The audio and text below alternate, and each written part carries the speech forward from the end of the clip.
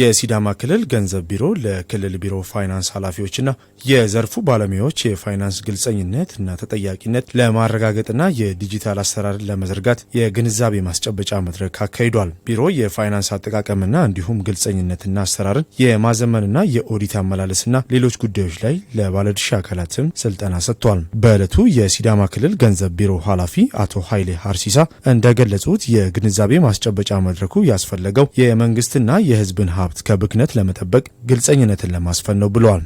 ዛሬ የጀመርነው የክልሉ ፋይናንስ ቢሮ ባለፉት ዓመታት በተለይ ፋይናንስ ግልጽነትና ተጠያቂነት ብዙ ስራዎችን እየሰራን ለህዝብ ግልጽ ያደረግን በርካታ ስራዎች ሰርተናል።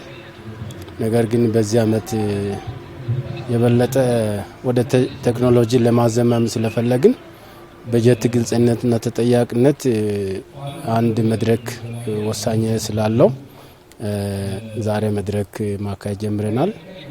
መድረኩ ትልቁ ዓላማ ዜጎች በጀት ላይ፣ ወጪ ላይ፣ አጠቃላይ ኦዲት ላይ፣ ግዢ ላይ የሚሰሩ ስራዎች በግልጽነት ማወቅ ስላለበት በተለይ ክልል ብዙ በጀት የሚመሩ አካላት አስተዳደርና ፋይናንስ፣ የግፋን ዳይሬክተር እና ሌሎች ኮሌጆችና ሆስፒታል ስራ አስኪያጆች በተገኙበት ይህንን መድረክ እያካሄድን ነው። ኃላፊው አክሎም የመንግስት ተቋማት በዲጂታል ፋይናንስ ስርዓት እንዲመሩ እንደ ሀገር በተቀመጠው አቅጣጫ መሰረት በቅርቡ በክልሉ ያሉ ሴክተር መስሪያ ቤቶችም ወደ ስራ እንደሚገቡ አመላክተዋል። ኢንተርኔት ባንኪንግ ከባንክ ጋር ውል ገብተን ከዚህ በኋላ ቢሮዎች ወደ ዲጂታል ስርዓት ውስጥ ስለሚገባ የትኛውም ክፍያዎች በእጅ የሚከፈሉ በማኑዋል የሚሰሩ ስራዎች ከዚህ ስልጠና በኋላ ለማስቀረት ፌዴራል ገንዘብ ሚኒስቴር የላከው መመሪያ ወደ ክልሉ ተጨባጭ አድርገን ይህንን መመሪያ ዛሬ አጽድቀን ወደ ስራ ለመግባት ነው። የስልጠና ተሳታፊ አካላትም የግንዛቤ ማስጨበጫ መድረኩ መካሄዱ የፋይናንስ አጠቃቀምና ግልጸኝነትን ከማዘመን የሀብት ብክነትን ከመቆጣጠር አንጻር ሚናው ከፍተኛ እንደሆነ ተናግረዋል። መንግስት በየዓመቱ በጀት ያሳውጃል። በጀቱ ለምክር ቤት አባላት ቀርቦ ይጸድቃል።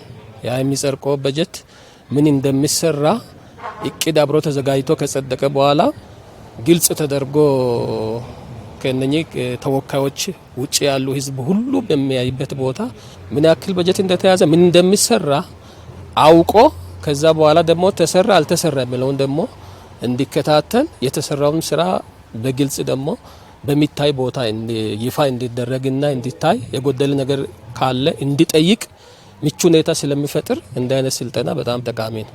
መንግስት በጀት ይበጅታል።